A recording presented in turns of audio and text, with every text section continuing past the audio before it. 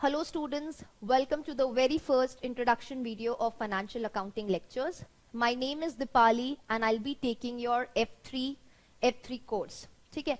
So financial accounting अभी बोलते हैं, इससे पहले बोला जाता था F3 या फिर FFA, Fundamentals of Financial Accounting. Okay, so before I actually start with the exam syllabus and the exam format, I'll give you a brief introduction about myself. So मैंने ECCA शुरू किया था back in December 2014 में, okay, and until June 2016 तक मैंने अपने 9 papers clear कर लिए थे, 9 papers from F1 to F9. मेरे टाइम पे 14 एग्जाम्स हुआ करते थे, अब तो 13 एग्जाम्स हैं क्योंकि P1 एंड P3 इनको मर्ज कर दिया गया है. सो मेरे टाइम पे थे टोटल 14 एग्जाम्स और मैंने 14 exams right from the basics दिए हैं. Okay, and then while I was giving these exams, मैं तब एक local advisory and auditing firm के साथ उनके साथ ट्रेनिंग भी कर रही थी as their audit intern. And इसके बाद ठीक है, फिर जून 2016 में क्योंकि मेरा ग्रेजुएशन भी हो गया था, then I decided to move to Dubai. And फिर मैंने दुबई में मुझे जॉब मिल गई थी बाय सितंबर 2016. Okay, and so I am getting a lot of DMs from the students कि उन्हें भी दुबई जाना है, how to find a job in Dubai. So उसके लिए I will be making a separate video. Okay, but अभी in this particular video let's stick to the exam syllabus and the format. Okay, फिर सितंबर 2016 से लेके almost अक्टूबर 2018 तक I was working with a health care group as their finance and accounting associate.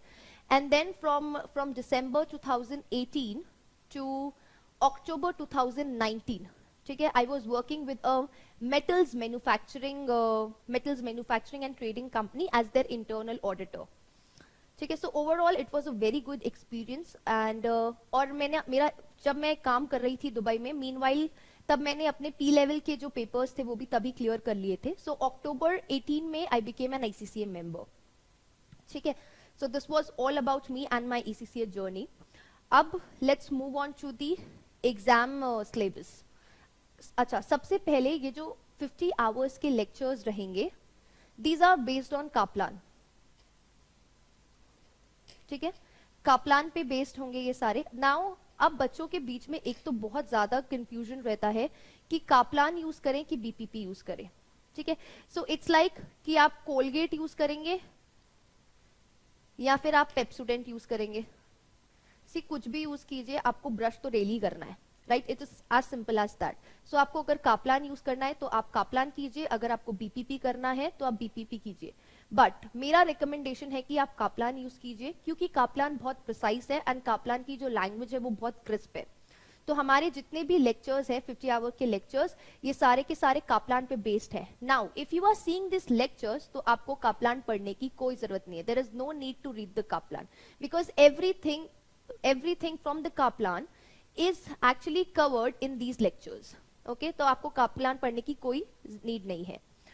Okay, अब अगर आप वर्किंग स्टूडेंट्स हैं, सो दो कैटेगरीज है स्टूडेंट्स की, या तो वो वर्किंग स्टूडेंट्स होंगे या फिर वो फुल टाइम स्टूडेंट्स हैं.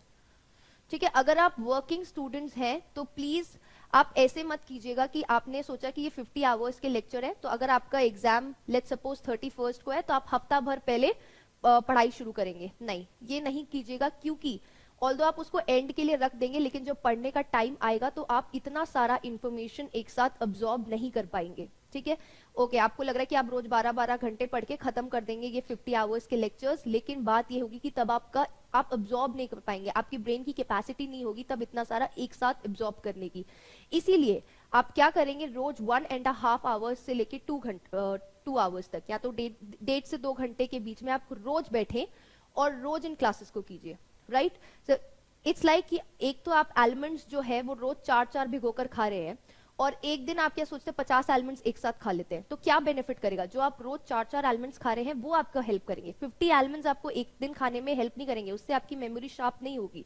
बट जो आपने साल भर एलिमेंट खाए 4-4, वो आपको हेल्प करेंगे. ठीक है, तो अगर आप F3 ऐसे करते हैं, अगर आप F3 को रोज पढ़ना शुरू करते हैं तो विद इन 2 मंथ्स आपका क्या होगा, एग्जाम तो क्लियर होगा ही होगा, बट इसके साथ में आपके जो कॉन्सेप्ट्स हैं वो बहुत स्ट्रांग हो जाएंगे F7 के लिए एंड देन P2 के लिए, ठीक है, which is SBR, strategic business reporting, ठीक है। तो इसलिए आपको क्या करना है, आपको रोज 2 घंटे पढ़ना है, ठीक है, रोज 1.5-2 घंटा एक टाइम सेट कर लीजिए after your working hours, may be 8 to 9, 8 to 10 और 9 to 11, वो तो अब आपको ही डिसाइड करना है, ठीक है। अच्छा, अब now let's start with the exam syllabus.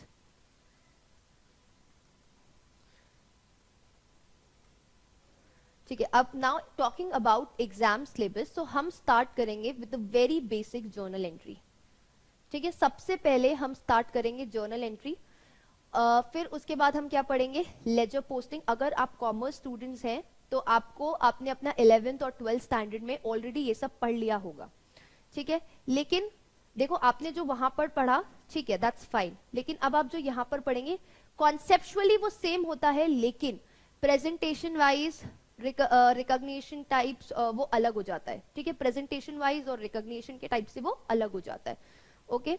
So journal entry होगी, फिर जर्नल एंट्री के बाद हम पढ़ेंगे ledger posting, right. Ledger posting के बाद आता है trial balance, draft trial balance निकालते हैं। फिर ट्रायल बैलेंस के बाद हम क्या पढ़ेंगे, कुछ रिकंसिलिएशंस पढ़ेंगे, बैंक रिकंसिलिएशन हो जाएगा, कंट्रोल अकाउंट रिकंसिलिएशंस होंगे, हम सस्पेंस अकाउंट के बारे में पढ़ेंगे, एरर्स के करेक्शन के बारे में पढ़ेंगे, ठीक है। फिर हम फाइनल ट्रायल बैलेंस निकालेंगे। फाइनल ट्रायल बैलेंस के बाद हम क्या बनाएंगे, स्टेटमेंट ऑफ P&L बनाना सीखेंगे, स्टेटमेंट ऑफ फाइनेंशियल पोजीशन बनाना सीखेंगे, स्टेटमेंट ऑफ कैश फ्लोज बनाना सीखेंगे, राइट। देन इसके बाद हम क्या करेंगे, इसके बाद हम कंसोलिडेशन आएंगे, फिर हम कंसोलिडेटेड स्टेटमेंट ऑफ P&L बनाना सीखेंगे and consolidated statement of financial position, okay. So ये तो है आपका पूरा एग्जाम सिलेबस, ठीक है, जो कि ऑलमोस्ट 22 चैप्टर्स के अंदर कवर किया गया है, ठीक है। 22 चैप्टर्स के अंदर कवर किया गया है एज पर द काप्लान। हम जैसे जैसे हम एक चैप्टर खत्म करेंगे, हम फिर सारे के सारे उसके क्वेश्चन करेंगे, बोथ फ्रॉम दी, पहले तो हम फ्रॉम दी रीडिंग टेक्स्ट जो बुक आती है काप्लान की, पहले उसमें से करेंगे, एंड देन उसकी जो एग्जाम किट आती है उसके क्वेश्चंस करेंगे, chapter wise, will go chapter wise, okay. So this was about the exam syllabus. अब एग्जाम फॉर्मेट की बात करते हैं, ठीक है। सो एग्जाम फॉर्मेट की बात करें तो आपके पास आपके 35 MCQs आएंगे। कितने MCQs? 35 MCQs, 2 marks each. So this will be around 70 marks. And then आपके आएंगे MTQs. So MTQs क्या है? Multitasking question. Multitasking questions. ये आपके 2 questions आएंगे, 2 questions, और ये होंगे 15 marks each. So this will count up to 30 marks.